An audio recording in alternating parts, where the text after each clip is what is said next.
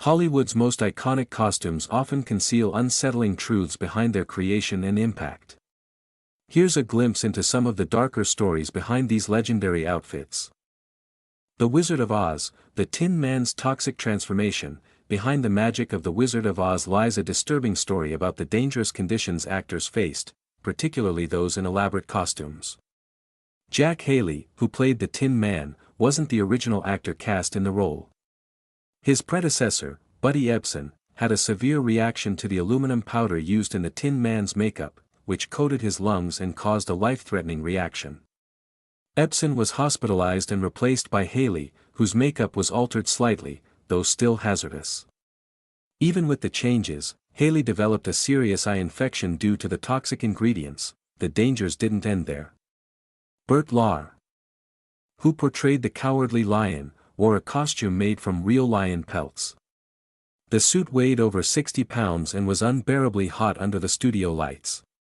Lahr often sweat so heavily that the costume had to be dried every night, and it reportedly stank by the end of filming. These troubling behind-the-scenes details reveal that the beloved classic came at a high cost to its actors, raising questions about the value placed on spectacle over safety during Hollywood's golden age.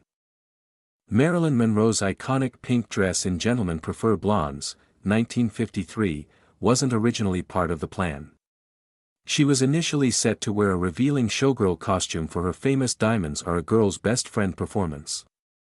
However, just before filming, nude photos Monroe had taken in 1949 resurfaced and caused a media scandal. The studio, concerned about public backlash and the film's reputation, quickly demanded a more modest outfit to tone down the controversy. Costume designer William Travilla had to pivot fast.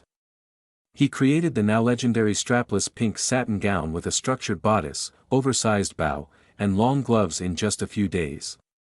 The change not only saved Monroe from further scandal but also cemented her image as a glamorous icon rather than a scandalized starlet. Ironically, the last-minute cover-up became one of the most enduring looks in film history. Yet behind its elegance was a rushed effort to manage a crisis, illustrating how image control and moral expectations shaped Hollywood costume decisions during the 1950s studio era. The ruby slippers worn by Judy Garland in The Wizard of Oz, 1939, are among the most iconic pieces of film history, but their legacy includes a mysterious and dramatic real-life crime.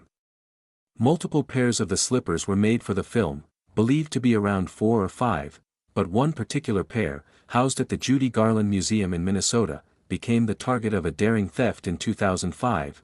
The slippers, insured for $1 million at the time, vanished without a trace.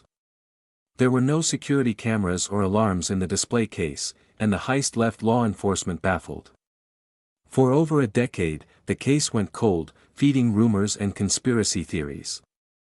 In 2018, the FBI finally recovered the stolen pair in an undercover operation. Though the full details and identities of those involved remain partially sealed due to an ongoing investigation, the slippers' recovery highlighted not only their immense cultural significance but also the high financial stakes attached to Hollywood memorabilia, proving that even glittering fairy tale icons are not immune to real-world crime. In Phantom Thread, 2017, fashion becomes a weapon of control and obsession. Daniel Day-Lewis plays Reynolds Woodcock, a renowned 1950s British couturier whose relationship with his muse, Alma, is marked by psychological manipulation disguised as artistic devotion. Every stitch and seam of the garments he creates reflects his need for precision and dominance, not just in his work, but in his personal life. The film's costume designer, Mark Bridges, masterfully uses wardrobe to express these power dynamics. Alma begins as a passive model, dressed in rigid, elegant silhouettes that reflect Woodcock's authority. As their relationship shifts, so do the costumes, gradually allowing Alma more agency and subtle power. The clothing becomes a silent battleground, mirroring the psychological tug-of-war between the two. Beyond its aesthetic beauty, the film critiques the idea of the tortured genius whose brilliance excuses cruelty.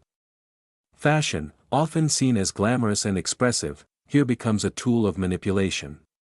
The story pulls back the curtain on the fashion world's darker side, where obsession with perfection can warp relationships and strip individuality under the guise of beauty.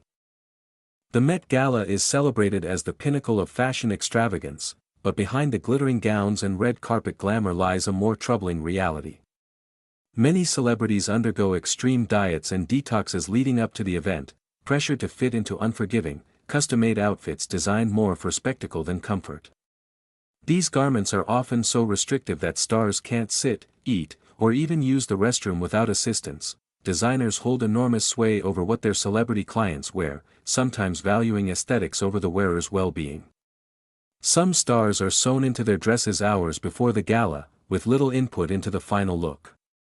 In certain cases, these elaborate outfits leave individuals physically uncomfortable for the entire night.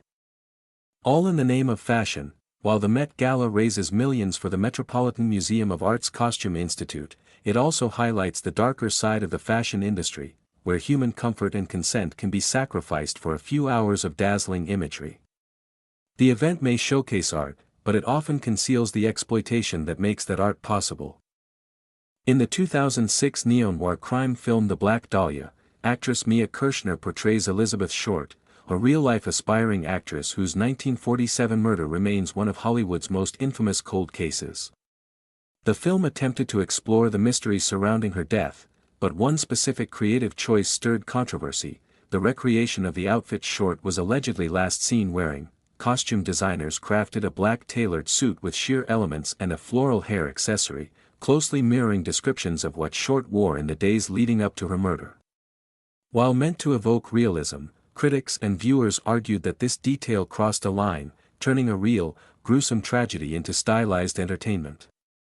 Some felt the costume romanticized a victim of violence, reducing her identity to a noir fantasy rather than treating her as a real woman with dignity. The controversy reflects a broader ethical debate in film: how far can or should a director go in recreating true crime details for dramatic impact? In this case, the costume became more than clothing, it was a symbol of Hollywood's uneasy relationship with its own dark history. In The Fifth Element, 1997, Milla Jovovich's portrayal of Li Lu is unforgettable, largely due to her striking, minimal costume made of white strap-like bandages. Designed by Jean-Paul Gaultier, the outfit was intended to evoke futuristic fashion, vulnerability, and rebirth, as Li Lu is introduced as a supreme being created in a lab. While the look became an iconic symbol of sci-fi costume design, it came with serious behind-the-scenes discomfort for the actress. Jovovich later revealed that wearing the revealing outfit made her feel exposed, especially under the male-dominated production environment. She described moments of discomfort as some crew members made inappropriate comments, turning the costume into a source of unwanted attention. Despite this, Jovovich defended Gaultier's creative vision, saying the outfit was meant to resemble a hospital gown, functional and symbolic rather than purely sexual. The costume, while artistically praised, highlights an ongoing issue in Hollywood: the fine line between artistic expression and the exploitation of actresses' bodies. Li Lu's bandage look remains a pop culture staple, but it also serves as a reminder of the challenges women face in balancing character portrayal with personal dignity. In the X-Men film series, the character Mystique is known for her blue, scaly skin, a visually striking appearance achieved through complex and time-consuming body paint. For Rebecca Romijn, who played Mystique in the original trilogy, the transformation process took nearly 9 hours per day. The full-body paint and prosthetics left her standing for hours on end and required her to remain still and unclothed for long periods, making the experience physically and emotionally draining. Despite the discomfort, Romijn considered the final look a work of art and embraced the creative challenge. When Jennifer Lawrence took over the role in the prequel series, she found the experience even more taxing. The intense makeup process caused skin irritation and discomfort, leading to her voicing serious concerns about the safety and practicality of the costume.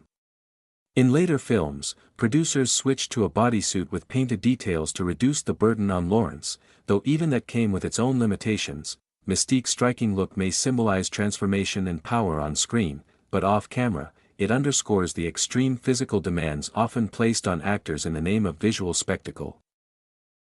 In Jumanji, Welcome to the Jungle, 2017, Karen Gillan's character, Ruby Roundhouse, sports an outfit that sparked considerable discussion. The costume, a tight crop top and shorts, was designed to parody the over-sexualized avatars often seen in video games. The filmmakers were keen to acknowledge the absurdity of such characters in many games, where female avatars are often depicted in impractical and revealing outfits. Despite the intention behind the design, Gillen admitted to feeling uncomfortable in the outfit. She noted that it was not only impractical but also uncomfortable for the duration of the shoot, particularly when dealing with physical stunts. The outfit also left her exposed to mosquito bites, adding to her discomfort. While the costume's exaggerated design served as a humorous commentary, it highlighted the pressure on women to fit into certain physical ideals, even in a satirical context. Gillen later spoke about how her character's transformation in the film, where she becomes more empowered and self-assured, was a contrast to the costume, adding a layer of irony to the whole situation. These stories reveal that behind the allure of Hollywood's iconic costumes lies a tapestry of challenges, controversies, and ethical dilemmas. The next time you admire a famous outfit, consider the hidden narratives that brought it to life.